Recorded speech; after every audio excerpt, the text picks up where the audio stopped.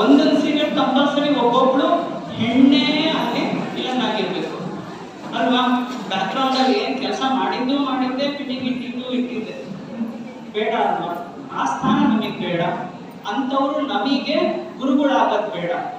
ನೀವು ನೋಡಲೇಬೇಡಿ ಅಂತ ಹೇಳ್ತಿಲ್ಲ. ಮನಸ್ಸಿಗೆ ಸಂತೃಪ್ತಿ ಕೊಡುವಂತಹ ಹಾಡಿರುವಂಥದ್ದು, ನಾಟಕಗಳು ಬರುವಂಥದ್ದು, ಕಾಮಿಡಿ ಸೀರಿಯಲ್ ಅವು ಇವು ಹೇಳ್ತಾರೆ. ಅಂಥದ್ದು ಏನಾದರೂ ನೋಡಿ, ಆದಷ್ಟು ನಿಮ್ಮ ಪರ್ಸನಲ್ ಟೈಮ್ನ, ನಿಮ್ಮ ಹತ್ರ ಇರುವಂತಹ ಟೈಮ್ನ ನಿಮ್ಮ ಮಕ್ಕಳಿಗೆ ಕೊಡಿ. ಮಕ್ಕಳು ಏನ್ ಮಾಡ್ತಾ ಇದ್ದಾರೆ, ಎಲ್ಲಿ ಹೋಗ್ತಾ ಇದ್ದಾರೆ, ಅವ್ರ ಜೊತೆ ನಾನು ಕಾಲ ಕಳೆದ್ನ. ನನಗೆ ಮೊನ್ನೆ ಶಾಕ್ ಆಗ್ತಾ ಇದೆ. ನಮ್ಮ ಈಗ ಇದೇ ತರ ಒಬ್ರು ಪೇಷಂಟ್ ತೋರಿಸ್ಕೊಡಕ್ ಬಂದಿದ್ರು. ಮೇಡಮ್ ನನಗೆ ಅರ್ಜೆಂಟು, ನಾನು ಬೇಗ ಹೋಗ್ಬೇಕು, ಮಕ್ಕಳು ಮನೆಗೆ ಬರ್ತವೆ. ಸ್ವಲ್ಪ ಕಾಮನ್ ಕೇಳಿದ್ದೀನಿ, ಹಳ್ಳಿಯಿಂದ ಬಂದಿರ್ತಾರೆ ಪಾಪ, 4 ಗಂಟೆಗೆ ಮಕ್ಕಳು ಬರೋಷ್ಟು ಬೇಗ ನೋಡಿ ಕಳಿಸಿ ನಮ್ಗೆ ಹೋಗ್ಬಿಡಿ ಪೇಷಂಟ್ ಅಂತ ಹೇಳ್ತಾರೆ. ಇಲ್ಲಿ ಆಯಮ್ಮನ್ ಅರ್ಜೆಂಟ್ ಏನು ಗೊತ್ತಾ, ಟ್ಯೂಷನಿಗೆ ಕಳಿಸ್ಬೇಕು ನಾನು ಅಂತ. ಅಯ್ಯೋ ಕರ್ಮನೆ, ಸಿಟಿ ಟ್ಯೂಷನ್ ದಾಂಧಲೆ ಇದೆ ಅಂತ ಗೊತ್ತಿತ್ತು, ಎಲ್ಲರೂ ಕಳಿಸ್ಬಿಟ್ಟು ಸುಮ್ಮನೆ ಏನೋ ಬೇರೆ ಮಾಡ್ತಾರೆ. ಹಳ್ಳಿಲೂ ಟ್ಯೂಷನ್ನ ಹೌದಂತೆ, ಟ್ಯೂಷನ್ ಹೇಳ್ಕೊಡಕ್ ಒಬ್ಬ ಟೀಚರ್ ಇದ್ದಾರೆ. ಮತ್ ನೀನೇನಮ್ಮ ಮಾಡ್ತೀಯ, ಏನು ಓದ್ತಾವ್ ನಿನ್ ಮಗ ಅಂದ್ರೆ 1ನೇ ಕ್ಲಾಸಿಗೆ ಟ್ಯೂಷನಿಗೆ ಕಳಿಸ್ತೀವಿ ನಾವು ಅಂದ್ರೆ, ನನ್ಗೂ ನನ್ನ ಮಗನಿಗೂ ಒಡನಾಟ ಇದೆಯಾ? ಪ್ರಶ್ನೆ ಹಾಕಡೆ ಅಲ್ವಾ? ಕೂತ್ಕೊಂಡು ಈ ತಿಕ್ಕಿಸಿದಾಗ ಅಮ್ಮ ಅಂತ ಅದಕ್ಕೆ ನಮ್ಮ ಜೊತೆ ಬರುವಂತಹ ಕಳಕಳಿ ಪ್ರೀತಿ, ಹೋಗಲ್ಲ ಅಂತ ತಿಕ್ಕಿದ್ಮೇಲೆ ನೀವು ಹೊಡೆದ್ಬಿಟ್ಟು ಅವ್ನಿಗೆ ಹೋಗೋ ಟ್ಯೂಷನ್ಗೆ ಅಂತ ನೇತಾಕ್ಬಿಟ್ಟು ನೀವು ಟಿವಿ ನೋಡ್ಕೊಂಡು ಕೂತ್ಕೊಂಡ್ರೆ ಬರುತ್ತಾ? ಇಲ್ಲ ಅಲ್ವಾ? ನೋಡಿ. ಆದ್ರೆ ನಿಮಗೆ ಅದರಿಂದ ಏನಾದ್ರೂ ಅನುಕೂಲ ಆಗುವಂಥದ್ದು, ಸಂತೋಷ ಆಗುವಂಥದ್ದು, ಖುಷಿ ಅಂತದ್ದು ಇದ್ರೆ ದಯವಿಟ್ಟು ನೋಡಿ, ನಿಮ್ಮ ಮಕ್ಕಳನ್ನು ಕೂರಿಸ್ಕೊಂಡು ನೋಡಿ. ಹೆಚ್ಚಿನ ಸಮಯ ನಿಮ್ಮ ಸಂಸಾರದ ಜೊತೆನಲ್ಲಿ ಏನ್ ಆಗ್ತಾ ಇದೆ, ಏನ್ ಹೋಗ್ತಾ ಇದೆ ಅನ್ನೋದ್ರ ಕಡೆ ಗಮನ ಕೊಡಿ. ಮತ್ ನೆಕ್ಸ್ಟ್ ಅಡುಗೆ ಮಾಡೋ ವಿಧಾನ, ಎಲ್ಲರೂ ಮಕ್ಕಳು ಕೇಳ್ತಾರೆ ಅಂತಾನೋ ಅಥವಾ ತಾಯಿಯಂದ್ರು ಅದನ್ನ ಈಸಿ ಮಾಡ್ಕೊಳಕ್ ಹೊರಟಿರೋ ಗೊತ್ತಿಲ್ಲ. ಎಲ್ಲ ಫಾಸ್ಟ್ ಫುಡ್ ಟಕ್ ಅಂತ ಆಗ್ಬೇಕು ಅಲ್ವಾ? ಮೈನವ್ ಮಾಡ್ಕೊಂಡು ಎಷ್ಟು ದಿನ ಮನೆಯಲ್ಲಿ ಜನ ರಾಗಿ ಅಂಬಲಿ ರೆಡಿ ಮಾಡ್ತೀರಾ? ಮಾಡ್ತೀರಾ? ಹೌದಾ? 4 ತರ ಅಡ್ಡಾಡ್ತಾ ಇದ್ದಾರೆ, ಪರವಾಗಿಲ್ಲ. ಹೌದಲ್ವಪ್ಪ? ಎಷ್ಟು ನಾನು ಹೇಳೋದಿರ್ಬೇಕಿಲ್ಲ. ರಾಗಿನಲ್ಲಿ ಅಷ್ಟು ಕ್ಯಾಲ್ಸಿಯಂ ಅಂಶ, ಅಷ್ಟು ನಿಮಗೆ ರಕ್ತ ಉಲ್ಬಣವಾಗುವಂತ ಪ್ರತಿಯೊಂದು ಅಂಶಗಳಿದೆ. ನಮಗೆ ಅದು ಬೇಕಿಲ್ಲ. ಇಕ್ಕಿ ಗಿಡ ಮದ್ದಲ್ಲ ಅಂತ ಇದಕ್ಕೆ ಅನ್ನೋದು ಅನ್ಸುತ್ತೆ. ನಮ್ಮ ಉಂಟಾಳ್ತನಕ್ಕೆ ಏನ್ ಹೇಳಿಲ್ಲ, ಅದು ಬಿಟ್ಬಿಡೋದು. ಹಾರ್ಲಿಕ್ಸ್, ಅದಕ್ಕೆ ಏನೋ ಜೂನಿಯರ್ ಹಾರ್ಲಿಕ್ಸ್ ಬೇರೆ, ಮುಟ್ಟುವುದವ್ರು ಬೇರೆ, ಮೆನೋಪಾಸ್ ಹಾರ್ಲಿಕ್ಸ್ ಬೇರೆ ಬರ್ತಾ ಇದೆ. ಅದ್ರೊಳಗೆ ಏನೂ ಇರಲ್ಲ ಕಂಡ್ರ. ತೌಡು ಒಂಚೂರು ಸಕ್ಕರೆ ಪುಡಿ ಇಷ್ಟೇ. ಅದಕ್ಕೆ ನೀವು 300-400 ರೂಪಾಯಿ ಇದು ನನ್ನ ಮಗು ಹಾರ್ಲಿಕ್ಸ್ ಬೆಳೆಸಿದೀನಿ ನಾನು. ನೋ, ತಪ್ಪು. ಅವ್ರು ನಮ್ಮನ್ನ ಭ್ರಮೆ ತಳ್ತಾ ಇದ್ದಾರೆ. ಮಲ್ಟಿನ್ಯಾಷನಲ್ ಕಂಪ್ನಿಗಳು ಅವ್ರದ್ದು ಬೇಡ ಬೇಯಿಸ್ಕೊಳ್ಳೋದಕ್ಕೆ ನಮ್ಮನ್ನ ಮುಟ್ಟಾರ್ಡರ್ ಮಾಡ್ತಿದ್ದಾರೆ. ನಮ್ಮ ದುಡ್ಡುಗಳು ಅವ್ರು ತಗೊಂಡು ಮುಟ್ಟಾರ್ಡರ್ ಮಾಡ್ತಿದ್ದಾರೆ. ನಿಮ್ಮ ಊರಲ್ಲಿ, ನಿಮ್ಮ ನೆಲದಲ್ಲಿ ನೀವೇನ್ ಬೆಳಿತೀರಲ್ಲ ರಾಗಿನಲ್ಲಿ ನೀವು ಸಿರಿಧಾನ್ಯಗಳನ್ನಾದ್ರೂ ಉಪಯೋಗಿಸ್ಕೊಂಡು ಮಾಡ್ಕೊಳ್ಳಿ, ಅಥವಾ ರಾಗಿನಾದ್ರೂ ಮಾಡ್ಕೊಂಡು ಅಂಬಲಿ ಮಾಡೋದು ಅಭ್ಯಾಸ ಮಾಡ್ಕೊಳ್ಳಿ. ಬೆಳಿಗ್ಗೆ ಹೊತ್ತು ಮಜ್ಜಿಗೆ ಆಗದೆ ಇರೋರು ಮಾಡಿದಲ್ಲಿ ಹಾಲಿನ ಅವಶ್ಯಕತೆ ಇದ್ದವರು ಸಿಗುತ್ತೆ ಅನ್ನೋದಿದ್ರೆ ಆ ಥರ ವ್ಯವಸ್ಥೆ ಮಾಡಿ. ಸಾಕಷ್ಟು ಜನ ಈ ಟೀನೇಜ್ ಹೆಣ್ಮಕ್ಳು ಅಂದ್ರೆ 13-14 ವಯಸ್ಸಿನ ಹೆಣ್ಮಕ್ಳು ಕರ್ಕೊಂಡ್ ಬರ್ತಾರಲ್ಲ ತಾಯಿಯಂದ್ರು, ಮ್ಯಾಕ್ಸಿಮಮ್ ಏನ್ ಹೇಳ್ತಾರೆ ಗೊತ್ತಾ, ಊಟದ್ದು ಯಾವ ತರ ಅಭ್ಯಾಸ ಇದೆಯೋ ನಿಮ್ಮ ಮಗಳಿಗೆ ಅಂತ ಕೇಳಿದ್ರೆ, ಅಯ್ಯೋ ಮುದ್ದೇ ಊಟರ ಡಾಕ್ಟ್ರೆ ಹಂಗಾರೆ ಮೂಲ ಎಲ್ಲೋ ಇತ್ತು. ನಾವೆಲ್ಲ ಮುದ್ದೆ ಉಂಡವ್ರಲ್ವಾ? ಇವತ್ತಿಗೂ ನನಗೂ ನನ್ನ ಗಂಟೆಗೆ ಮಧ್ಯಾಹ್ನಕ್ಕೊಂದು ಮುದ್ದೆ ಇದ್ರೆ ನಮ್ಗೆ ಡಾಕ್ಟರ್ ವಿನಯ್ ಕುಮಾರ್ ಅವರು ಧರ್ಮಪತ್ನಿ, ನಾನು ಅದಕ್ಕೆ ಅವರು ಅದರಷ್ಟು ಆರೋಗ್ಯವಾದ ಇನ್ನೊಂದಿಲ್ಲ ನಮ್ಗಿಲ್ಲಿ. ನಾವು ಮನೆಯಲ್ಲಿ ಮಾಡ್ತಾ ಇಲ್ಲ, ಹಾಗಾಗಿ ನಮ್ಮ ಪುಟ್ಟ ಮಕ್ಕಳು ತಾಯಿಯಂದ್ರು ಏನನ್ನ ಮಾಡಿ ಬೇಸಾಕ್ತಾರೆ ಅದನ್ನ ಕಲಿತಾರೋ, ಹೊಸದಾಗಿ ಹೊರಗಡೆಯಿಂದ ಕಲ್ತ್ಕೊಂಡ್ ಬರ್ತಾರೋ. ಏನ್ ಹೇಳ್ತಾರೆ ಗೊತ್ತಾ, ಮೇಡಮ್ ಹಠ ಮಾಡ್ತಿದ್ರು ಗೋಬಿ ಮಂಚೂರಿ ಕೇಳ್ತಾಳೆ, ನಂದಿನಿ ಬೇಕ್ರಿದು ಬ್ರೆಡ್ ಬನ್ನಿಗಳಾಗಲ್ಲ ಅವಳಿಗೆ. ಹೌದಾ? ನಾವು ತಂದ್ಕೊಡದೆ ಅವಳಂತೂ ಕಲ್ತಿಲ್ವಾ? ಚಿಕ್ಕ ವಯಸ್ಸಿಂದ ಅಭ್ಯಾಸ ಮಾಡಿಸ್ದೆ ಅಂತ ಕಲ್ಸಿಲ್ವಾ?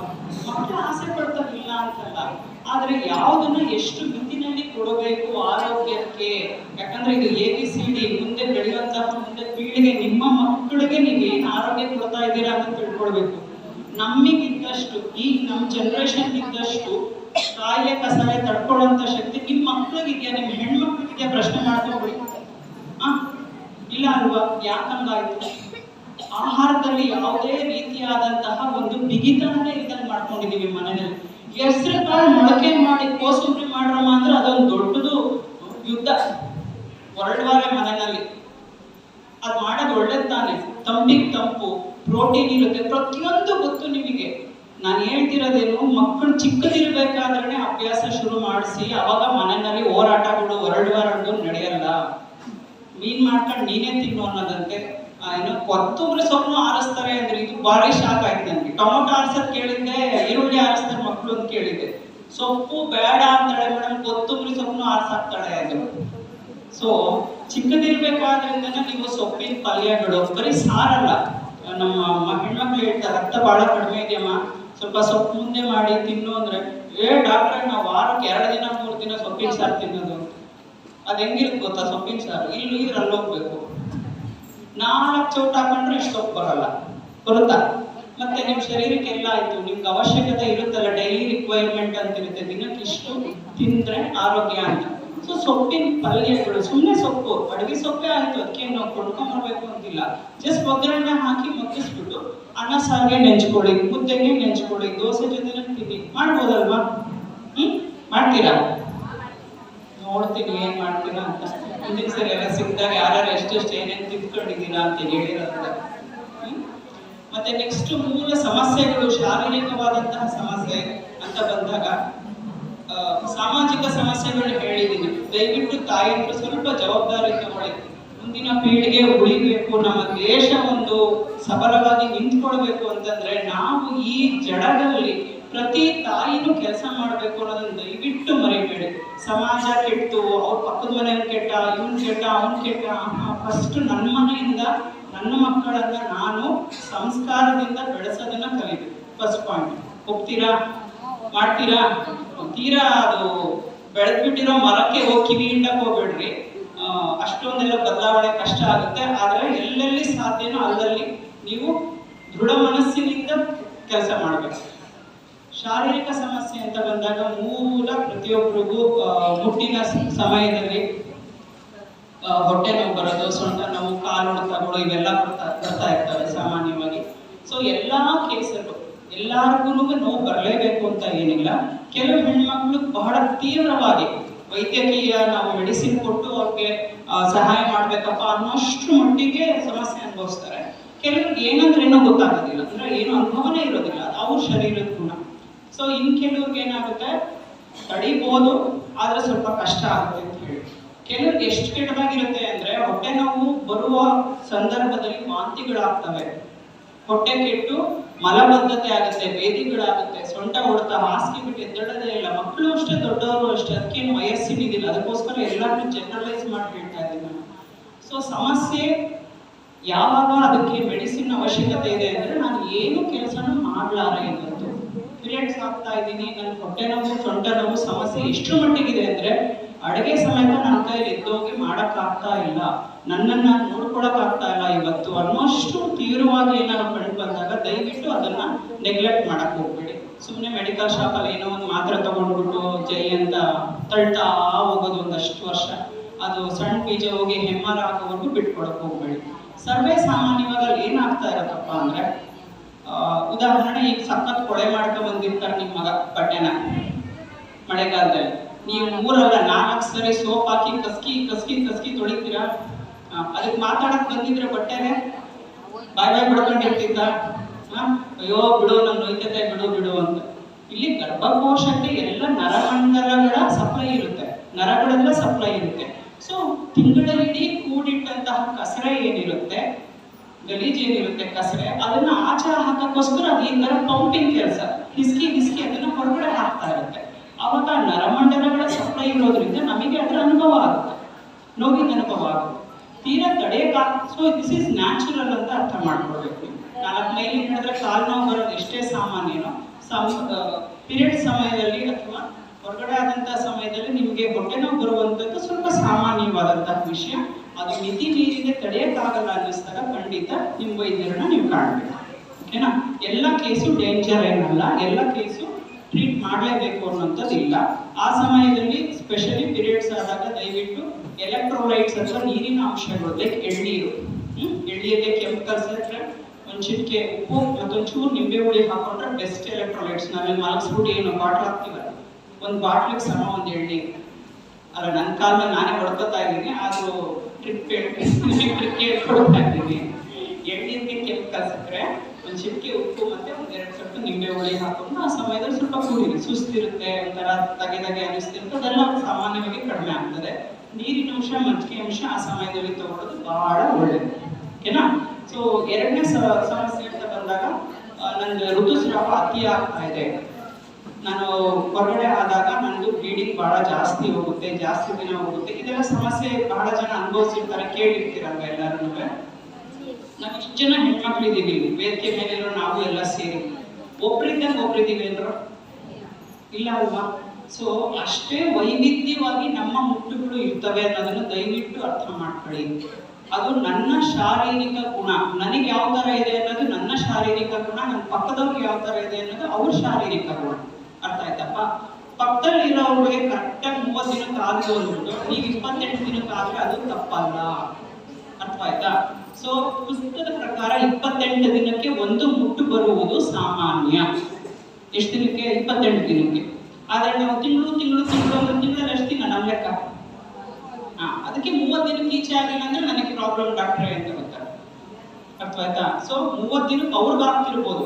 ನೀವು ಮೈನೆರದ ದಿನದಿಂದ ದೊಡ್ಡೋಳಾದ ದಿನದಿಂದ ನಿಮಗೆ ಯಾವ ತರ ಇದೆ ಮುಟ್ಟಿನ ರೀತಿ ನೀತಿ, ಅದು ನಿಮ್ಮ ಶರೀರದ ಗುಣ. ಅದು ಬಿಟ್ಟು ಬದಲಾವಣೆ ಕಂಡಾಗ, ಅಂದ್ರೆ ಮೊದಲೆಲ್ಲ ನನ್ಗೆ 3 ದಿನ ಬ್ಲೀಡಿಂಗ್ ಹೋಗ್ತಿತ್ತು, ಇದು 4-5 ದಿನ ಹೋಗುತ್ತೆ. ಇದು ಕೆಲವ್ರಿಗೆ. ಇನ್ ಕೆಲವ್ರಿಗೆ ಏನಾಗುತ್ತೆ, ಹೋಗೋದೇ 3 ದಿನ. ಡಾಕ್ಟರ್ ಅವಾಗ್ಲೂ ಅಷ್ಟೇ ಇವಾಗ್ಲೂ ಅಷ್ಟೇ. ಬಟ್ ಅವಾಗ ಬರೀ 2 ಪ್ಯಾಡ್ 3 ಪ್ಯಾಡ್ ತೆಗಿತಿದ್ದೆ, ಡಬಲ್ 5-6 ತೆಗಿಯೋಷ್ಟು ಹೋಗುತ್ತೆ, ಗೆಡ್ಡೆ ಹೋಗುತ್ತೆ. ಸೊ ಅವಾಗೂ ಈಗೂ ಜಾಸ್ತಿ ಅಂತ ನಿಮಗೆ ಅನ್ನಿಸ್ದಾಗ, ಆ ಬ್ಲೀಡಿಂಗ್ ಹೆಚ್ಚಾಗೋದ್ರ ಜೊತೆನಲ್ಲಿ ಹೊಟ್ಟೆ ನೋವು ಬೆರೆತು ಬಂದಾಗ ದಯವಿಟ್ಟು ನಿಮ್ಮ ಹತ್ತಿರದ ವೈದ್ಯರನ್ನು ಕಾಣೋದು, ಒಂದು ಬಾರಿ ಕಾಣೋದು ತಪ್ಪಂತೂ ಅಲ್ವೇ ಅಲ್ಲ. ಕ್ಲಿಯರಾ? ಡೌಟ್ ಏನಾಗಿದೆಯಾ? ಇಲ್ಲ. ಸೊ ನೆಕ್ಸ್ಟ್ ಬರೋದು ಬಿಳಿ ಬಟ್ಟೆ ಹೋಗ್ತಾ ಇದೆ ನನಗೆ. ಇದಂತೂ ದೊಡ್ಡ ಏನ್ ಹೇಳಿ ನ್ಯಾಷನಲ್ ಸಮಸ್ಯೆ ತರ, ಹೆಣ್ಮಕ್ಳಿಗೆ ದೊಡ್ಡ ದಿಗ್ಲು. ಈಗ ಇತ್ತೀಚೆಗೆ ಮೇ ಬಿ ಒಂದು ತಿಂಗಳು 1.5 ತಿಂಗಳ ಮುಂಚೆ ಇದೇ ತರ ಬಿಳಿ ಮುಖ ಬಹಳ ಆಗ್ತಿದೆ ನನಗೆ ಅಂತ ಹೇಳಿ ಯಾಕಂದ್ರೆ 26 ವರ್ಷದ ಹುಡುಗಿಗೆ ಟ್ರೀಟ್ಮೆಂಟ್ಗಳನ್ನು ಕೊಡ್ತಾ ಇರ್ತೀವಿ ನಮ್ಮ ಹಾಸ್ಪಿಟಲಲ್ಲಿ. ನನ್ನ ಪೇಷಂಟ್ಗೆ ಎಲ್ಲ ನಿಂತೋಯ್ತು, ಚೆನ್ನಾಗಾಯ್ತು, ಆಕೆಗೆ ಸಮಾಧಾನನೇ ಆಗಂಗಿಲ್ಲ. ಆಯ್ತಾ? ನೆಕ್ಸ್ಟ್ ಗಂಡ ಬಂದಿದ್ದಾನೆ, ಪಕ್ಕದಲ್ಲಿ ಕೂತಿದ್ದಾನೆ. ಅದೇನ್ ನೋಡಿ ಡಾಕ್ಟ್ರೆ ಅಥವಾ ತೆಗೆದಾಕ್ರಿ ಅದನ್ನ ಆಪರೇಷನ್ ಮಾಡಿ. ಯಾಕಪ್ಪ ಇನ್ನ 26 ವರ್ಷ ಕಣೋ, ಎಷ್ಟು ಚೆನ್ನಾಗಿ ಕಂಟ್ರೋಲ್ ಆಗಿದೆಯಲ್ಲ ಅವಳಿಗೆ, ಬಿಳಿ ಕರೆ ಹೋಗ್ತಾ ಇಲ್ಲ, ಏನಿಲ್ಲ. ಅಯ್ಯೋ ಕರ್ಮ, ಅವಳ ಕತೆ ನಾನು ನೋಡಕ್ಕಾಗಲ್ಲ, ದಿನ ಬೆಳಗಾಗ 2 ಮಕ್ಕಳದವಾಗ್ಲಿ ತೆಗ್ದಾಕ್ರಿ. ಅಷ್ಟೇನ ಗರ್ಭಕೋಶಕ್ಕೆ ಜವಾಬ್ದಾರಿ. 2 ಮಕ್ಕಳು ಮುಗಿದಂತೆ ಈ ಅಪ್ಪ ಕುತ್ಕೊಂಡು ಆ ಎಮ್ಮಂದನ್ನ ಡಿಕ್ಟೇಟ್ ಮಾಡ್ತಾನೆ. ಅಲ್ಲಿವರೆಗೂ ನಾನು ಆ ಎಮ್ಮನ 3 ತಿಂಗಳು ಮುಸುಡಿ ನೋಡಿರ್ಲಿಲ್ಲ. ಅವತ್ತು ಬರೀ ಅವಳು ಒಬ್ಬಳೇ ಬಂದು ತೋರಿಸ್ಕೊಂಡಾಡು, ಓಡಾಡಾಡು. ಅವಾಗ ಇದ್ದಿದ್ದ ಗಂಡ ಈಗ ಬಂದವನು. ಇದು ನಮ್ಮೆಲ್ಲರ ಕಾಮನ್ ಸಮಸ್ಯೆ. ಅದಕ್ಕೆ ನಾನು ಅವಾಗಲೇ ಹೇಳಿದ್ದು, ನೀವೊಬ್ಬರೇ ಬಂದು ತಿಳ್ಕೊಂಡ್ರೆ ಸಾಕಾಗಲ್ಲ, ಗಂಡು ಮಕ್ಕಳು ಹಿಡ್ಕೊಂಡು ಹೇಳ್ಕೊ ಬರ್ಬೇಕಾಗತ್ತೆ ನೆಕ್ಸ್ಟ್ ಟೈಮ್ ಇಂದ. ಇಲ್ಲ, ಆ ತರ ಡಿಸಿಷನ್ ದಯವಿಟ್ಟು ತಗೋಬೇಡಿ. ಇಡೀ ತರ ಹೋಗೋದು ಅಂತ ಏನಿದೆ 2 ತರ ಇರುತ್ತೆ ಕಣ್ಣ. ಫಿಸಿಯಾಲಜಿಕಲ್ ಅಂತ ಕರಿತೀವಿ. ಫಿಸಿಯಾಲಜಿಕಲ್ ಅಂದ್ರೆ ಸಾಮಾನ್ಯವಾಗಿ ಶರೀರ ಇರಬೇಕಾದ ರೀತಿ. ನಾನು ಹತ್ರ ಕಣ್ಣಲ್ಲಿ ನೀರು ಬರ್ಬೇಕಾ ಬರ್ಬೇಕಾ? ಕಣ್ಣಲ್ಲಿ ನೀರು ಬರ್ತಾ ಇಲ್ಲ ಅಂತ ನಾನು ಡಾಕ್ಟರ್ ಹತ್ರ ಹೋಗ್ಬೇಕು, ಅಯ್ಯೋ ಡಾಕ್ಟರ್ ಕಣ್ಣಲ್ಲಿ ನೀರು ಬರುತ್ತೆ ಅಲ್ವಾ? ಸೊ 2 ತರ ಇರುತ್ತೆ. ಫಿಸಿಯಾಲಜಿಕಲ್ ಅಂದ್ರೆ ಸರ್ವೇ ಸಾಮಾನ್ಯವಾಗಿ ಪ್ರತಿ ಹೆಣ್ಣಿನ ಶರೀರದಲ್ಲಿ ಋತುಸ್ರಾವ ಅಂದ್ರೆ ಪೀರಿಯಡ್ಸ್ ಆಗೋದಕ್ಕೂ 1 ವಾರ ಮುಂಚೆ ನಮ್ಮ ಮೈ ಕಾವು 1 ಡಿಗ್ರಿಯಷ್ಟು ರೈಸ್ ಆಗುತ್ತೆ. ಆ ಸಮಯದಲ್ಲಿ ಸ್ವಲ್ಪ ಸಿಂಬಳುತ್ತಾರೆ, ನೆಗಡಿಯಾದ ಮೂಗಲ್ಲಿ ಒಣೆ ಬರುತ್ತಲ್ಲನಪ್ಪ, ಆ ತರ ಸಿಂಬಳುತ್ತಾರೆ, ಒಂದು ಸ್ವಲ್ಪ ಬಿಳಿ ಕರೆ ಹೋಗೋ ಸಾಧ್ಯತೆ ಇದೆ. ಕೆಲವು ಸೂಕ್ಷ್ಮ ಜೀವಿಗಳಿಗೆ ಹೊಟ್ಟೆ ನೋವು, ಸೊಂಟ ನೋವು ಆ ಸಮಯದಲ್ಲಿ ಬರುತ್ತೆ. ಪೀರಿಯಡ್ಸ್ ಆಗೋಕ್ಕೂ 1 ವಾರ ಮುಂಚೆ. ಸೊ 1 ವಾರ ಮುಂಚೆ ಆ ತರ ನೀವು ಸಿಂಬಳ ದೇಹ ಸ್ವಲ್ಪ ಇದೆ ಅಂದ್ರೆ ಅದಕ್ಕೆ ಹೆಚ್ಚಿನ ಒತ್ತಡ ಕೊಡೋದು ಬೇಡ. ಈಗ ಮೈ ಕಾವು ಜಾಸ್ತಿ ಆಗಿದೆ, ಹೇಳಿದ್ನಲ್ಲ, ಎಣ್ಣೆ ಕುಡಿಯೋದು, ಮಜ್ಜಿಗೆ ಮಾಡ್ಕೊಂಡು ಕುಡಿಯೋದು, ಈ ತರ ಎಲ್ಲ ಮತ್ತೆ ರಾಗಿ ಅಂಗಿ ಕುಡಿಯೋದು, ಅಂಶಗಳನ್ನೆಲ್ಲ ನೀವು ಮಾಡಿದ್ರೆ ಅಲ್ಲಿಗೆ ಅದೇ ಆಗೋದ್ರೆ ಸರಿ ಹೋಗುತ್ತೆ. ಮತ್ತೆ ಮುಟ್ಟೆಲ್ಲ ನಿಂತ್ಕೊಂಡು ನಿಮಗೆ 15 ದಿನ ಆಗುತ್ತಲ್ಲ ಮುಟ್ಟಿನ ಮಧ್ಯೆ 30 ದಿವಸ ನಾವು ಮುಟ್ಟು ಅಂತ ನಾವು ತಗೊಂಡ್ರೆ ಮಧ್ಯ ಪೀರಿಯಡ್ ಏನಿರುತ್ತಲ್ಲ 15 ದಿವಸದ ಪೀರಿಯಡ್ ಅಲ್ಲಿ ಅವಾಗ ನಮ್ಮಲ್ಲಿ ತತ್ತಿ ಅಥವಾ ಮೊಟ್ಟೆ ಉತ್ಪಾದನೆ ಆಗುತ್ತೆ. ಓವ್ಯುಲೇಷನ್ ಅಂತೀವಿ ಇಂಗ್ಲಿಷ್ ಅಲ್ಲಿ ಅದನ್ನ. ಸೊ ಈ ಓವ್ಯುಲೇಷನ್ ಮೊಟ್ಟೆ ಬರ್ಬೇಕಾದ್ರೆ ನಮ್ಮ ಮೈಂಡ್ ಮತ್ತೆ 1 ಡಿಗ್ರಿ ಜಾಸ್ತಿ ಆಗುತ್ತೆ. ಅವಾಗ ಹೇಳ್ದೆ ಅವಾಗಲೂ ಸಿಂಪಲ್ ತರ ಬರುತ್ತೆ. ಸೊ ಆ ಟೈಮಲ್ಲೂ 4 ದಿವಸ ಬೆಳೀತಾರೆ ಇದೇ ತರ ಸಿಂಪಲ್ ತರ. ಸೊ ಪೀರಿಯಡ್ಸ್ ಇನ್ನೇನು ಆಗ್ತೀನಿ ಅನ್ನಕ್ಕೂ 4-5 ದಿನ ವಾರ ಮುಂಚೆ ಇರಬಹುದು, 15 ದಿವಸದ ಆಸ್ಪಾಸು. ತಲೆಗೆ ನೋಡಿದಾಗ 15 ದಿವಸ ಅಂತಲ್ಲ, ಹಿಂದೆ ಮುಂದೆ ಆಸ್ಪಾಸು ನಿನಗೆ ಆ ತರ ಸಿಂಪಲ್ ತರ ಒಂದು ಸ್ವಲ್ಪ ಬೆಳೀತಾರೆ ಹೋಗ್ಬೋದು. ಸ್ವಲ್ಪ ಹೊತ್ತು ಸುಸ್ತು ಕಾಲು ಅನ್ನಿಸ್ಬೋದು. ಸೊ ಅದು ನಿಮಗೆ ಗಾಬರಿ ಮುಗಿಸುತ್ತೆ ಅಂದ್ರೆ ಒಂದ್ಸತಿ ಚೆಕ್ ಮಾಡಿಸ್ಕೊಳ್ಳೋ ತಪ್ಪಿಲ್ಲ. ಬಟ್ ಇದು ಫಿಸಿಯಲಾಜಿಕಲ್, ಸಾಮಾನ್ಯ. ಪೆಥಾಲಜಿಕಲ್ ಅಂತ ಹೇಳ್ತೀವಿ, ಅಂದ್ರೆ ಸಮಸ್ಯೆ ಇರುವಂತಹದ್ದು. ನಂಜಿರುವಂತಹ ಬಿಳಿಕರ ಯಾವುದು? ವಾಸನೆ ಬರೋ ತರ ಇರುತ್ತೆ. ಈ ಸತ್ ಮೀನ್ ಇರುತ್ತಲ್ಲ, ಕೊಳತಿದ ವಾಸನೆ, ಆ ತರ ಸ್ಮೆಲ್ ಬರುತ್ತೆ. ಆ ಜಾಗದಲ್ಲಿ ವಾಸನೆ ಬರುತ್ತೆ. ಗುದದ್ವಾರದಲ್ಲಿ ಹಾಲಿದ್ದಂಗೆ ಇರುತ್ತೆ ನೋಡಕ್ಕೆ. ಕೆಲವ್ರಿಗೆ ಹಳದಿ ಕಲರ್ ಕ್ಯೂ ತರ ಬರುತ್ತೆ. 2 ಡ್ರಾಪ್ ಇರ್ಬೋದು ಅಥವಾ ಜಾಸ್ತಿನೂ ಇರ್ಬೋದು. ಇನ್ ಕೆಲವರಿಗೆ ಒಡದು ಮೊಸರು ಒಡದ್ರೆ ಇರುತ್ತಲ್ಲ, ಕೆನೆ ತರ. ಸೊ ಆ ತರ ಇರುತ್ತೆ. ಕೀಟೆಗಳಾಗುತ್ತೆ ಆ ಜಾಗದಲ್ಲಿ. ಓಕೆನಾ? ಸೊ ಇಂತಹದ್ದಿದ್ದಾಗ ದಯವಿಟ್ಟು ನೀವು ನೆಗ್ಲೆಕ್ಟ್ ಮಾಡಿ. ಡಾಕ್ಟರ್ ಅವತ್ತು ಅದೇನೋ ನ್ಯಾಚುರಲ್ ಅಂತ ಹೇಳೋದು, ಅದ್ರ ಕಣ್ಣೀರ್ ಬಂದಂಗೆ ಇಲ್ಲಿ ಬರ್ತಾ ಇರೋದು ಅಂತ ಅನ್ಕೊಂಡು ದಯವಿಟ್ಟು ಸುಮ್ಮನೆ ಕೂತ್ಕೋಬೇಡಿ. ನಾನು ಆ ಮಾಡಿ ಅಂದ್ರೆ ನೀವು 2 ಸಮನೆ ಹಾಕಿ ಆಹಾ ಮಾಡಬೇಡಿ. ಯಾವ್ದು ನ್ಯಾಚುರಲ್ ಅಂತ ಹೇಳಿದೀನಿ ಅದಲ್ಲದೆ ಈ ತರ ಕೀಟೆ ಇದೆ, ವಾಸನೆ ಇದೆ, ಮತ್ತೆ ಇದು ಒಂಥರ ರೆಗ್ಯುಲರ್ ಸಮಸ್ಯೆ, ನನ್ಗೆ ಯಾಕೋ ದಿಗ್ಲು ಸರಿ ತೋರ್ಸೋಣ ಅಂತ ಅನ್ಸಿದ್ರೆ ದಯವಿಟ್ಟು ತೋರಿಸಿ. ನಿಮ್ಮ ಹತ್ತಿರದ ವೈದ್ಯರು, ಸ್ಪೆಷಲಿ ಗೈನಕಾಲಜಿಸ್ಟ್ ಹತ್ರ ತೋರಿಸಿ ನೀವು ಒಳ ಪರೀಕ್ಷೆ, ಗರ್ಭಕೋಶದ ಪರೀಕ್ಷೆ ಮಾಡಿಸೋದು ಬಹಳ ಒಳ್ಳೇದು. ಯಾಕಂದ್ರೆ ತುಂಬಾ ಹೆಣ್ಮಕ್ಳು ಏನ್ ಮಾಡ್ತಾರೆ, ಬಿಳಿ ಬಟ್ಟೆ ನಂದಿದೆ ಅಂದ್ಬಿಟ್ಟು ತೋರಿಸ್ಕೊಳಕ್ ಇಷ್ಟಪಡದೆ ಸುಮ್ಮನೆ ಡೈರೆಕ್ಟ್ ಆಗಿ ಆಂಟಿಬಯೋಟಿಕ್ಸ್ ಅಂತೆ ಅದಂತೆ ಇದಂತೆ ಅಂತ ತಗೊಂಡ್ಬಿಡ್ತೀರ. ಬೇಡ. ಮಾವಿನ ಹಣ್ಣು ಎಲ್ಲಿದೆ ಅಂತ ನೋಡಿ ಕಲ್ಲೊಡೆಯೋ ಜಾಗನ ಕಣ್ಮುಚ್ಕೊಂಡು ನೋಡಿರೋ ಜಾಗನ ಅಲ್ವಾ? ಸಮಸ್ಯೆ ಏನೇನು ಅಂತ ನೋಡ್ಕೊಂಡು ಅದಕ್ಕೆ ತಕ್ಕಂತೆ ಮೆಡಿಸಿನ್ ತಗೊಳ್ಳಿ. ಅನವಶ್ಯಕ ಯಾಕೆ ಶರೀರಕ್ಕೆ ಏನೇನೇನೋ ಮೆಡಿಸಿನ್ ತುಂಬಿಸ್ತಾರೆ. ಅರ್ಥ ಆಗ್ತಾ ಇದೆಯಾ? ಸೊ ಈ ಬಿಳಿ ಕರೆ ಹಂಗ ನಮ್ಗೆ ಸಮಸ್ಯೆ ಕೊಡುವಂತಹ ಬಿಳಿ ಕರೆಗಳು ಬರೋದಕ್ಕೆ ಮೂಲ ಕಾರಣ ಏನ್ ಗೊತ್ತಾ? ತುಂಬಷ್ಟು ಜನ ಇನ್ನೂ ಹೊರಗಡೆ ಆದಾಗ ಬಟ್ಟೆ ಉಪಯೋಗಿಸ್ತೀವಿ. ಹೌದಾ?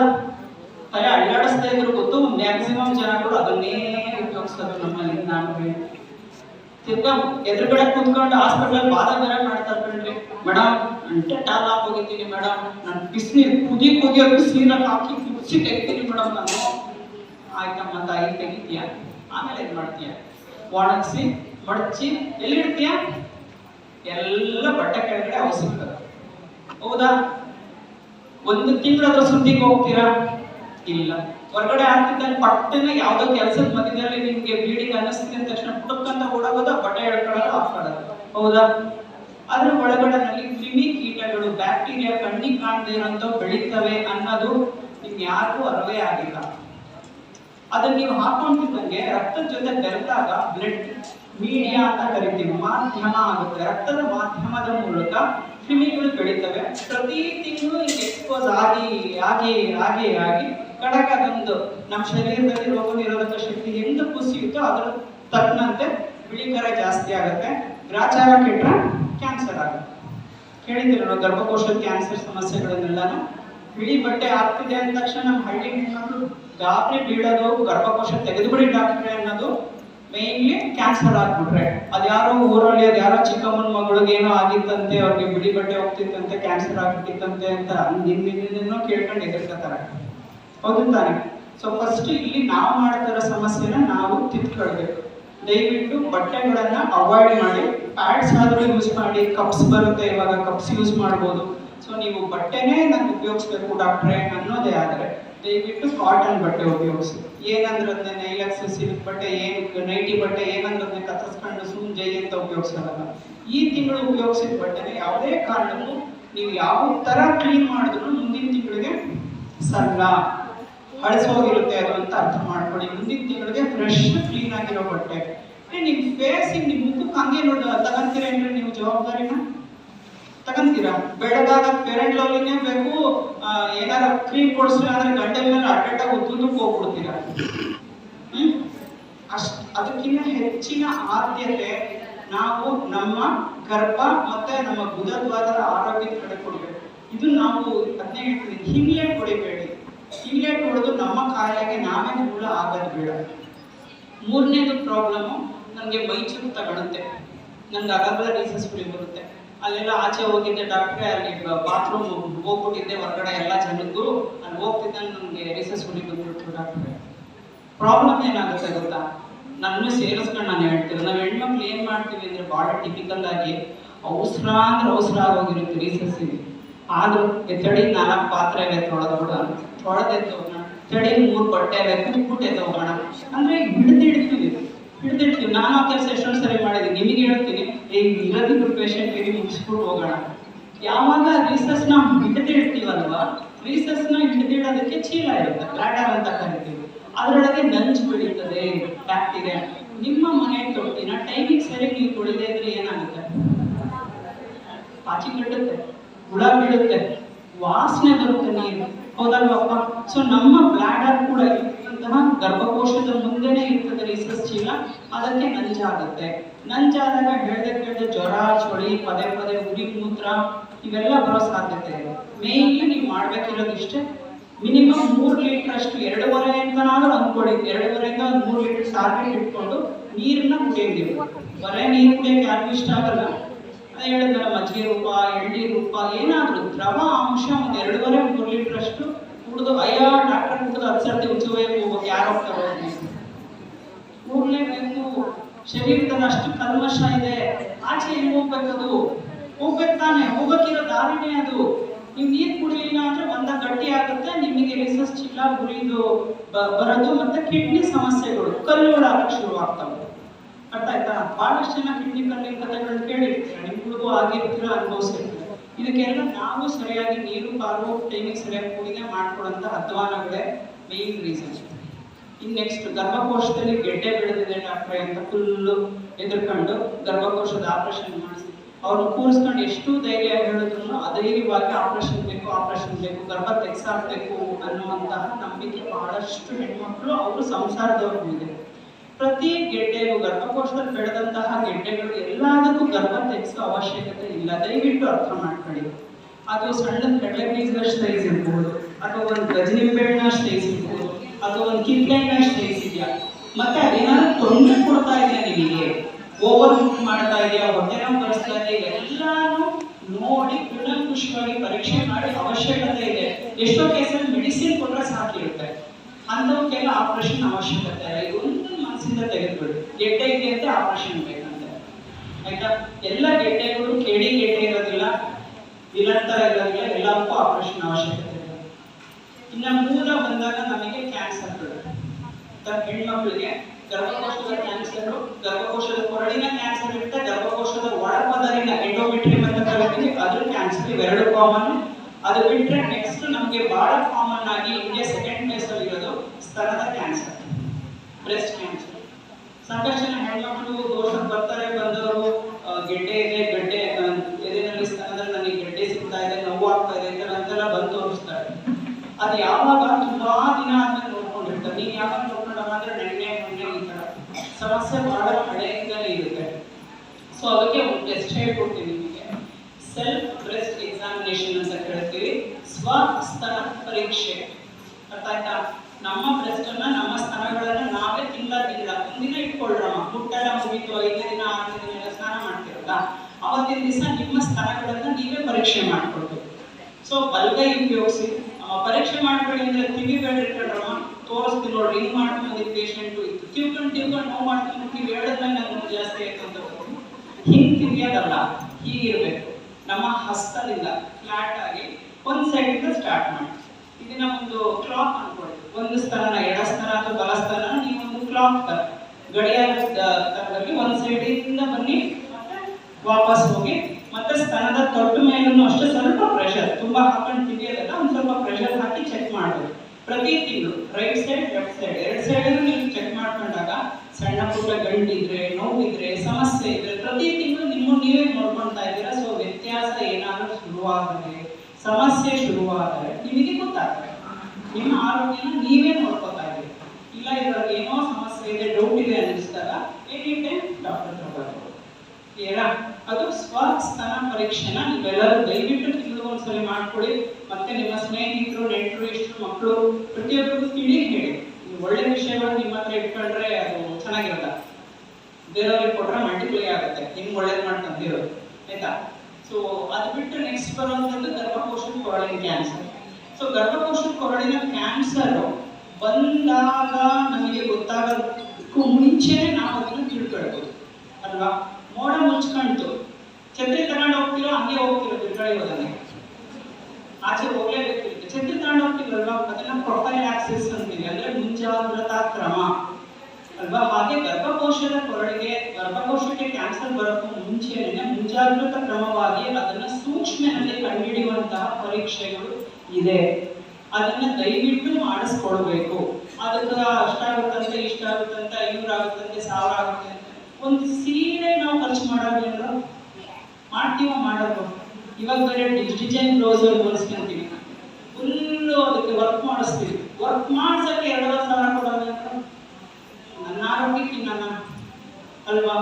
ಸೊ ಕಂಪಲ್ಸರಿ ಆಗಿ ನೀವು ಅದನ್ನ ದಯವಿಟ್ಟು ಮಾಡಿಸ್ಕೊಳ್ಳಿ. ಅದನ್ನ ಪ್ಯಾಪ್ ಸ್ಮಿಯರ್ ಅಂತ ಕರಿತೀವಿ, PAP ಪ್ಯಾಪ್ ಸ್ಮಿಯರ್ ಅಂತ. ಎಲ್ಲ ಗೈನಕಾಲಜಿಸ್ಟ್ಗಳ ಇರುವಂತಹ ಜಾಗಗಳಲ್ಲಿ ಅದನ್ನ ಮಾಡ್ತೀವಿ. ಅದು ಏನ್ ಮಾಡ್ತೀವಿ ಅಂದ್ರೆ ನಿಮಗೆ ಎದುರ್ಕೊಳ್ಳೋ ಅಂತದ್ದು ಏನು ಇರೋದಿಲ್ಲ. ನಾನು ತಪ್ಸಲ್ಲ, ಒಂದಿನ ಅಡ್ಮಿಟ್ ಆಗೋದು ಬೇಕಿಲ್ಲ.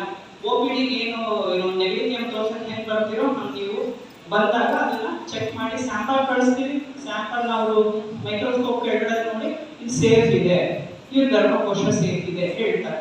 ಕೆಲವು ಕೇಸಲ್ಲಿ ಯಾಕೋ ಸೂಕ್ಷ್ಮ ಹೊಡಿತಾ ಇದೆ, ಸ್ವಲ್ಪ ಯಾವುದಕ್ಕೂ ಗಮನ ಕೊಡಿ ಅಂತ ಹೇಳ್ತಾರೆ, ಆವಾಗ ಟ್ರೀಟ್ಮೆಂಟ್ ಬೇಕಾಗುತ್ತೆ. ಇನ್ನು ಕೆಲವು ಕೇಸಸ್ ಅಲ್ಲಿ ಯಾಕೋ ಫಸ್ಟ್ ಡಿಗ್ರಿ ಕ್ಯಾನ್ಸರ್ ಆಗೋ ತರ ಇದೆ ಅಂತ ಬರುತ್ತೆ. ಅವಾಗ ಗರ್ಭಕೋಶ ನೀವು ಕ್ಲೀನಾಗಿ ಆಪರೇಷನ್ ಮಾಡಿಸ್ಕೊಂಡ್ರೆ ವರ್ಷಾನುಗಟ್ಟಲೆ ಸಮಸ್ಯೆ ಇರಲ್ಲ. ಸೇಬು ಎಲ್ಲಿ ಕೊಡ್ತಿದ್ಯೋ ಅದನ್ನಷ್ಟೇ ತೆಗೆದು ಬಿಸಾಕಿದ್ರೆ ಮಿಕ್ಕಿದ್ದನ್ನು ತಿನ್ಬೋದಾ? ದಿನ ಅದನ್ನ ನೋಡ್ಕೊಂಡು ಓಡಾಡ್ತಾ ಇದ್ರೆ ಪೂರ್ತಿ ಸೇಬು ಕೊಳಿತೋ ಇಲ್ವೋ? ಹಾಗೆ ನಾವು ಎಂಟೈರ್ ಗರ್ಭಕೋಶನ ಕೆಡಿಸ್ಕೊಂಡು ಪೂರ್ತಿ ಕ್ಯಾನ್ಸರ್ನ ಹರಡಿಸಿ ಅವಾಗ ಆಪರೇಷನ್ ಮಾಡಿಸ್ಕೊಂತೀವಿ ಅಂತ ಹೋದಾಗ ನಾವು ದಡ್ರು.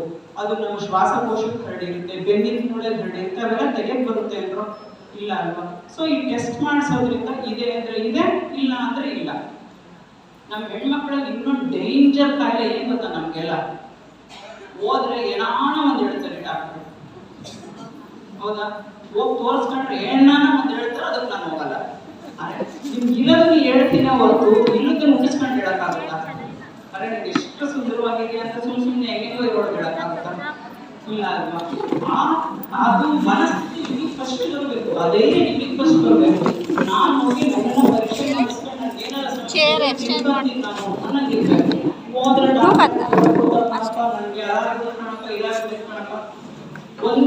ಒಂದು ದಿನ ಅಂದರೆ ಅರ್ಧ ಗಂಟೆ ಅರ್ಧ ದಿನ ನೀವು ಮಲ್ಕೊಂಡ್ಬಿಟ್ರಿ ಕಾಯಿಲೆ, ನಿಮ್ಮ ಮನೆ ಪರಿಸ್ಥಿತಿ ಏನಾಗುತ್ತೆ ನೋಡ್ರಿ. ನಿಮ್ ಗಂಡ, ನಿಮ್ ಮಕ್ಕಳು, ಮಗ ಆಗ್ಲಿ ಮಗಳಾಗ್ಲಿ ಯಾರನ್ನ ಒಂದು ಲೋಟ ನೀರ್ ತಂದ್ಕೊಟ್ರೆ ಸಾಕಪ್ಪ, ಬೇಡಬೇಕು ತರ್ರೋ ಕೊಡ್ರೋ ಅಂತ ಇನ್ನು ಬೈಕಲ್ಲಿ ಓಡಾಡ್ತಿರ್ತಾರೆ.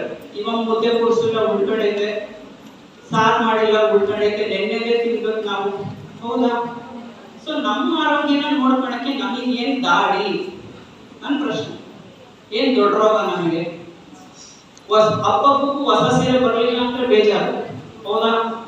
ಆ ಹಬ್ಬಕ್ಕೆ ಬ್ಲೌಸ್ ರೆಡಿ ಆಗಿಲ್ಲ ಅಂದ್ರೆ ಯಪ್ಪ ಅವನು ಟೈಗರ್ ಮನೆ ಸತ್ತ, ಅವನಿಗೆ ಇಷ್ಟು ಇಡೀ ಶಾಪ್ ಹಾಕೊಂಡು ನಾನು ಹೇಳಿದ್ದು ಈ ಡಿಸೈನ್, ನೀನು ಈ ಡಿಸೈನ್ ಮಾಡಿದ್ದೀನಿ, ನಿನಗನ್ಸಿ ತೋರಿಸಿ ನಾನು ಹಾಕೋಬೇಕಾ ಅಂತ ಹೋಗ್ತೀವಿ, ಹೋಗ್ತೀವಲ್ವಾ? ಮತ್ತೆ ನನ್ನ ಶರೀರನ ನಾನು ಯಾಕೆ ನೋಡ್ಕೋಬೇಕಲ್ವಾ? ಸೊ ಈ ತಿಂಗಳಿಂದಲೇ ಪ್ರತಿಯೊಬ್ಬರು ಸ್ವಸ್ತನ ಪರೀಕ್ಷೆಗಳನ್ನು ಮಾಡ್ಕೊಳ್ಳಿ. ತಿಂಗಳ ನಿಮ್ಮ ಎದೆಗಳನ್ನ ಪ್ಲಸ್ ಆ ಥರ ಪ್ಯಾಪ್ಸ್ ಮೇಲೆ ಅಂತ ಏನ್ ಹೇಳ್ತೀವಿ ಅದನ್ನ ದಯವಿಟ್ಟು ಮಾಡಿಸಿ. ಮತ್ತೆ ಇವಾಗ ವ್ಯಾಕ್ಸಿನ್ ಬರ್ತಾ ಇದೆ, ಒಂದು ಅರ್ಥ ಮಾಡ್ಕೊಳ್ಳಿ. ಗಂಡು ಮಕ್ಕಳಿಗೆ ಎಷ್ಟೊಂದು ಜನಕ್ಕೆ ಮೆದುಳು ಕ್ಯಾನ್ಸರ್ ಇದೆ, ಹೊಟ್ಟೆ ಕ್ಯಾನ್ಸರ್ ಇದೆ, ಕರಳು ಕ್ಯಾನ್ಸರ್ ಇದೆ ಕೇಳ್ತೀರಲ್ವಾ? ಅವು ಯಾವುದಕ್ಕೂ ವ್ಯಾಕ್ಸಿನ್ ಇಲ್ಲ ಕಂಡ್ರಲ್ವಾ? ಹಳೆ ಕಾಲದಲ್ಲಿ ಟಿವಿ ಕಾಯಿಲೆ ಎಷ್ಟು ಜನಕ್ಕೆ ಬರ್ತಿದ್ದ ಹೇಳಿ, ಹಳ್ಳಿಲಿ ಬರ್ತಿದ್ದ? ಈಗಿದೆಯಾ? ಈಗ ಆಲ್ಮೋಸ್ಟ್ ಪೋಲಿಯೋ ಎಷ್ಟು ಜನಕ್ಕೆ ಇರ್ತಿತ್ತು, ಈಗ ಯಾವ ಮಗು ಪೋಲಿಯೋ ಇದೆ? ಇಲ್ಲ ಅಲ್ವಾ? ಇವೆಲ್ಲ ಆಗ್ತಾ ಇರೋದು, ಪವಾಡ ನಡೀತಾ ಇರೋದು ಸ್ಟ್ರಿಕ್ಟ್ ಆಗಿ ವ್ಯಾಕ್ಸಿನ್ ಅನ್ನ ಹಾಕಿಸ್ತಾ ಇರೋದ್ರಿಂದ. ಚುಚ್ಚು ಮದ್ದು ಅಂತ ಏನ್ ಹೇಳ್ತೀವಲ್ಲ, ಆ ಕಾಯಿಲೆ ಬರ್ದೇರಲ್ಲಿ ತಡೆಯಕ್ಕೆ ಚುಚ್ಚು ಮದ್ದು ಹಾಕಿ ಹಾಕಿ ಈಗ ನಮ್ಮಲ್ಲಿ ಅಷ್ಟು ಚೆನ್ನಾಗಿ ಆರೋಗ್ಯ ಸುಧಾರಣೆ ಆಗಿದೆ. ಇದಕ್ಕಿವಾಗ ಹೊಸದಾಗಿ ಚುಚ್ಚು ಮದ್ದು ಕಂಡುಹಿಡಿದಾರೆ. ಯಾವುದಕ್ಕೆ? ಸರ್ವೈಕಲ್ ಕ್ಯಾನ್ಸರ್ ಅಥವಾ ಗರ್ಭಕೋಶದ ಕೊರಳಿಗೆ ಕ್ಯಾನ್ಸರ್ ಅಂತ ಹೇಳ್ತೀವಲ್ಲ ಅದಕ್ಕೆ. ಈ ಮೆದುಳಿಗೆ ಕ್ಯಾನ್ಸರ್ ಬಂದ್ರೆ ಚುಚ್ಚು ಮದ್ದು ಇಲ್ಲ, ಅರ್ಥ ಆಯ್ತಾ? ಆಮೇಲೆ ಹೊಟ್ಟೆ ಕ್ಯಾನ್ಸರ್ ಬಂದ್ರೆ ಚುಚ್ಚು ಮದ್ದು ಇಲ್ಲ. ಅವ್ ಯಾವುದಕ್ಕೂ ಇಲ್ಲ. ಇದು ಒಂದಕ್ಕೆ ಮಾತ್ರ ಕಂಡುಹಿಡಿದಿದ್ದಾರೆ. ದಯವಿಟ್ಟು ನೀವು ಕೂಡ ಹಾಕಿಸ್ಕೊಳ್ಬೋದು ಇದನ್ನ. ಅದನ್ನ 9 ವರ್ಷದಿಂದ 14 ವರ್ಷ ಕರೆಕ್ಟಾಗಿ ಕೇಳಿಸ್ಕೊಳ್ರಿ. 9 ವರ್ಷದಿಂದ 14 ವರ್ಷದವರೆಗೂ ಹಾಕ್ಸೋದಾದ್ರೆ 2 ಡೋಸ್ ಸಾಕು. ಯಾಕಂದ್ರೆ ಅವ್ರು ಇನ್ನೂ ಏನೋ ಅಷ್ಟು ಮೈನೆತ್ತಿರಲ್ಲ, ಬಿಳಿ ಕರೆ ಇರಲ್ಲ, ಗರ್ಭ ಇನ್ನೂ ಅಷ್ಟು ನಂಜುಗಳಾಗಿರಲ್ಲ. ಹಾಗಾಗಿ ಅವ್ರಿಗೆ 2 ಡೋಸ್. ಒಂದ್ಸರಿ ಈ ತರ 2 ಡೋಸ್ ಕೊಡಿಸಿದ್ರೆ ಅದು 10 ವರ್ಷ ನಿಮ್ಮನ್ನ ಕಾಪಾಡುತ್ತೆ, ಗರ್ಭಕೋಶ ಕ್ಯಾನ್ಸರ್ ಬರಬೇಕಂಗೆ. ಸೊ ನಾವೆಲ್ಲ ಮಧ್ಯ ವಯಸ್ಕರು, ನಮ್ಮ ಮಕ್ಕಳು ಮರಿ ಆಗಿದ್ದೀವಿ, ಅವೆಲ್ಲ ನಮಗೆ 3 ಡೋಸಸ್ ಇರುತ್ತೆ. ಅಂದ್ರೆ 3 ಸರ್ತಿ ಕೊಡಿಸ್ಬೇಕಾಗುತ್ತೆ ಇಂಜೆಕ್ಷನ್. 10 ವರ್ಷ ಕವರೇಜ್ ಇರುತ್ತೆ. 10 ವರ್ಷ ಆದ್ಮೇಲೆ ಮತ್ತೆ ರಿಪೀಟ್ ಮಾಡಿಸ್ಬೇಕಾಗುತ್ತೆ. ಅರ್ಥ ಆಗ್ತಾ ಇದೆ? ವ್ಯಾಕ್ಸಿನ್ ಇದಕ್ಕೆ ಬಂದಿದೆ. ದಯವಿಟ್ಟು ಅದ್ರ ಬಗ್ಗೆ ಸ್ವಲ್ಪ ಅರಿವು ಮೂಡಿಸ್ಕೊಡಿ. ಮತ್ತೆ ನಿಮ್ಮ ಸ್ಪೆಷಲಿ ಹೆಣ್ಮಕ್ಳಿಗೆ ನಾವು ವಿದ್ಯೆ ಕೊಡೋದು ಎಷ್ಟು ಮುಖ್ಯನೋ, ಇನ್ನು ಮುಂದೆ ಈ ತರ ವ್ಯಾಕ್ಸಿನ್ ಹಾಕ್ಸಿ ಅವರ ಜೀವನದಲ್ಲಿ ಮುಂದೆಂದು ಕ್ಯಾನ್ಸರ್ ಬಂದು ಅವರ ಸಂಸಾರ, ಅವ್ರ ಜೀವನ ಅನ್ಯಾಯ ಆಗದೆ ತಡೆಬೇಕಾಗಿ ತಾಯಿಗಳಾದಂತ ತಂದೆ ತಾಯಿಗಳಾದ ಪ್ರಮಾಣ ಕೂಡ. ಹೌದಾ? ಇನ್ನೇನಾದ್ರೂ ಡೌಟ್ ಇದೆಯಾ? ಮ್ಯಾಕ್ಸಿಮಮ್ ಸಮಸ್ಯೆಗಳು ಬಗ್ಗೆ ಒಂದು ಪಕ್ಷಿ ನೋಟ ಕೊಡಕ್ಕೆ ಅವಕಾಶ ಆಗಿದೆ. ಯಾಕಂದ್ರೆ ಇಲ್ಲಿ ಕೂತಿರೋರು ಎಲ್ಲಾರು ಸಹಕಾರ ಮಾಡಿ ನನಗೆ ಮೊದಲೇ ಅವಕಾಶ ಕೊಟ್ಟಿದ್ದಾರೆ. OPD ಪೇಷಂಟ್ಸ್ ಇದ್ದಾರೆ, ಹೋದಾಗ ಮುಗಿಸ್ಕೋಬೇಕು, ಬೇಗ ಹೋಗ್ಬೇಕು ಅಂತ ಹೇಳಿದ್ದಕ್ಕೆ ಅವ್ರು ನನಗೆ ಅವಕಾಶ ಕೊಟ್ಟಿದ್ದಾರೆ. ಸೊ ಹಾಗಾಗಿ ಹೆಚ್ಚಾಗಿ ನಾವು ಹೆಣ್ಮಕ್ಳು ಅನುಭವಿಸುವಂತ ಸಮಸ್ಯೆಗಳು ಒಂದೊಂದು ಪಕ್ಷಿ ನೋಟನ ಹೇಳಿದೀನಿ. ಮತ್ತೆ ನಿಮ್ಮ ಕೇಳ್ಕೊಳ್ಳೋದೇನಂದ್ರೆ, ಜವಾಬ್ದಾರಿಯುತವಾದ ತಾಯಿಯಂದರಾಗಿ ದಯವಿಟ್ಟು ನಿಮ್ಮ ಆರೋಗ್ಯನ ನೋಡ್ಕೊಳ್ಳಿ, ನಿಮ್ಮ ಸಂಸಾರದ ಆರೋಗ್ಯನ ನೋಡ್ಕೊಳ್ಳಿ. Quality important. ಕೊನೆಯದಾಗಿ ಹೇಳಕ್ಕೆ ಏನು ಅಂದ್ರೆ, ದಿನಕ್ಕೊಂದು ಸರಿ ದಯವಿಟ್ಟು ದೀಪ ಹಚ್ಚಿ ಮನೆಯಲ್ಲಿ. ನಿಮ್ ಹೆಣ್ಮಕ್ಳು ಗಂಡು ಮಕ್ಕಳು ಅಂತ ಬೇಡ ಮಾಡಿದ್ರೆ ಅವ್ರಿಗೂ ದೀಪ ಹಚ್ಚಿ ದೇವರ ಮುಂದೆ ಕೂತ್ಕೊಂಡು ಸ್ವಲ್ಪ ಸಮಾಧಾನವಾಗಿ ಇರೋದನ್ನ ಕಲಿಸಿ. ಅಸಮಾಧಾನ ಅನ್ನೋದು ಈಗಿನ ಮಕ್ಕಳಲ್ಲಿ ಕಾಂಡವಾಡ್ತಾ ಇದೆ. 2 ಸೆಕೆಂಡ್ ಬಿಟ್ಟುಬಿಟ್ಟೆ ಅಂತಂದ್ರೆ ನಮ್ಮನ್ನೇ ನುಂಗೆ ಹಾಕೊಡ್ತಾರೆ ಅನ್ನೋದನ್ನ ಆಡ್ತಿರ್ತಾರೆ. ಅಷ್ಟು ಅಸಮಾಧಾನ ಬರೋದಕ್ಕೆ ಅವ್ರಿಗೆ ಇಂಪ್ರೂವ್ಮೆಂಟ್ ಆಗ್ತಾ ಹೋಗ್ತಾರೆ. ದೀಪ ಹಚ್ಚಿ ದೇವರ ಮುಂದೆ ಕೂತ್ಕೊಳ್ಳೋದು, ಯಾವ ದೇವರನ್ನಾದ್ರೂ ನಂಬ್ಕೊಂಡು ನೀವು ಅದೊಂದು ಎನರ್ಜಿ. ಆ ಎನರ್ಜಿನ ನಮ್ಮೊಳಗೆ ನಾವು ತಗೊಳಕ್ ಬಿಟ್ಬಿಟ್ಟು ನೆಗೆಟಿವ್ ಎನರ್ಜಿ ಗೊಗ್ಗಗಳು ಹಾಕಿದ್ದೀವಿ, ಡೆಲ್ಲಿ ತರ ಗೊಗ್ಗಗಳು ಹಾಕ್ತಾ ಕೂತಿದ್ದೀವಿ. ದಯವಿಟ್ಟು ಅದೊಂದನ್ನು ಸಂಜೆ ಹೊತ್ತು ಮಾಡಿ ದೀಪ ಹಚ್ಚಿ. ಮನೆ ಹತ್ರ ದೇವಸ್ಥಾನಗಳು, ಆಂಜನೇಯ ದೇವಸ್ಥಾನ, ದುರ್ಗಮ್ಮನ ಗುಡಿ, ಅಮ್ಮನ ಗುಡಿ ಯಾವ ಹಳ್ಳಿಗೂ ಇಳಿದೇ ಇಲ್ಲ.